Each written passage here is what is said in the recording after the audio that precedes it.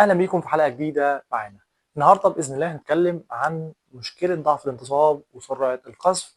حلقتنا بغايه الاهميه، تابعونا لنهايه الفيديو عشان تستفاد من فيديو النهارده.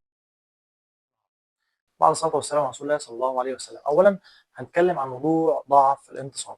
ضعف الانتصاب في له حبوب كتيره جدا، نشاطات جنسيه هنتكلم عليها، لكن حابب النهارده اتكلم عن حاجه مختلفه خالص محدش عارفها تقريبا، او قليل جدا اللي عارف الحاجه دي. عندي النهارده دواء اسمه سبيرما بلس. الدواء ده مهم جدا جدا في زياده الخصوبه وفي زياده الانتصاب، وكمان بيزود الرغبه الجنسيه، وبيحتوي على مواد فعاله ومهمه جدا بتقوي الاعصاب بتاعه الجسم، زي فيتامين بي 6 وفيتامين بي 12. بيحتوي على الفوليك اسيد المهم جدا في خصوبه الحيوانات المنويه.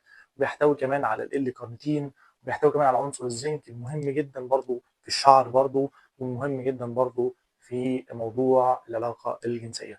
يبقى السبيرما بلس من الحاجات الفعاله جدا اللي بتزود الرغبه الجنسيه، وممكن كمان تزود موضوع الانتصاب، وبتدي فعاليه قويه جدا. الطعابة والحلاوة دي أقسم بالله. لكن الدواء ده له مشكله صغيره جدا، انه الطعم بتاعه وحش جدا جدا جدا. إيه القرف ده يا جدعان؟ في إيه؟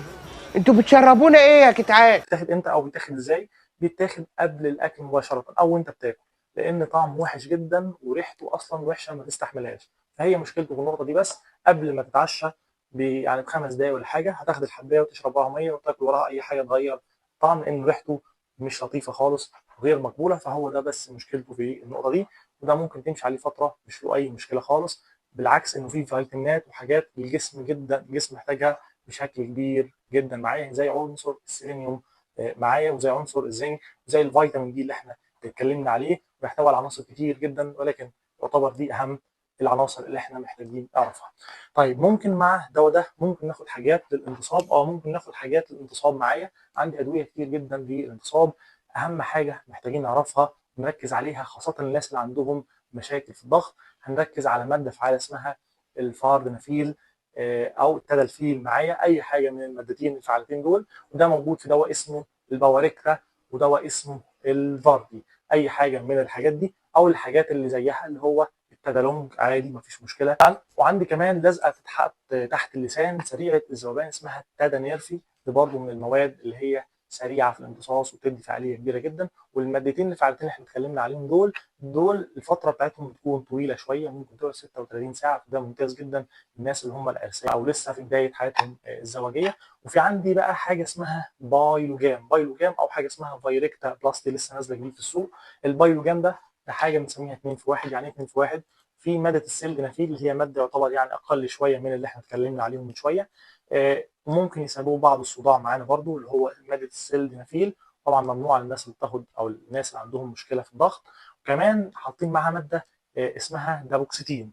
ماده اسمها دابوكسيتين ده بتساعد على تقليل سرعه القصف. يبقى الماده ديت او الدواء اللي معانا اللي هو البايلوجام ده عباره عن 2 في 1، يعني بيساعد على تحسين الانتصاب معايا، وكمان بيعمل على تقليل سرعه القصف. يبقى ده دواء حلو جدا. لكن برضه في مشكله الدواء ده، ان لو اخدته مع الاكل او قبل الاكل او بعد الاكل مباشره هيعمل مشكله في المعده، وممكن يخليك ترجع كل اللي في بطنك. فبرضه ناخد بالنا من الماده الفعاله اللي هي دابوكسيتين، ما ناخدهاش مع الاكل ولا قبل الاكل مباشره، ناخدها على معده فاضيه، يفضل بعد الاكل بساعتين او قبل الاكل بساعتين عشان ما تعملش مشاكل في المعده. وناخد بالنا كويس جدا من الدهانات اللي بتستخدم في تقليل سرعه القذف. الدهانات دي لها فعاليه كبيره جدا، لكن في نفس الوقت على المدى البعيد تعمل على ضعف الانتصاب معايا. يبقى الموضوع الدهان ده ما نستخدموش بشكل مستمر، لانه له مشاكل كتير، لكن المشاكل بتاعته بتكون على المدى البعيد، ان هو بيعمل لي على ضعف الانتصاب معايا. الحته دي مهمه جدا نكون عارفينها. يا حسسونا يا رب،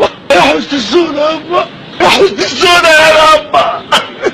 بشكركم على حسن المتابعه، واتمنى انكم استفدتوا من فيديو النهارده. نشوفكم ان شاء الله في الحلقه اللي جايه. السلام عليكم ورحمه الله وبركاته.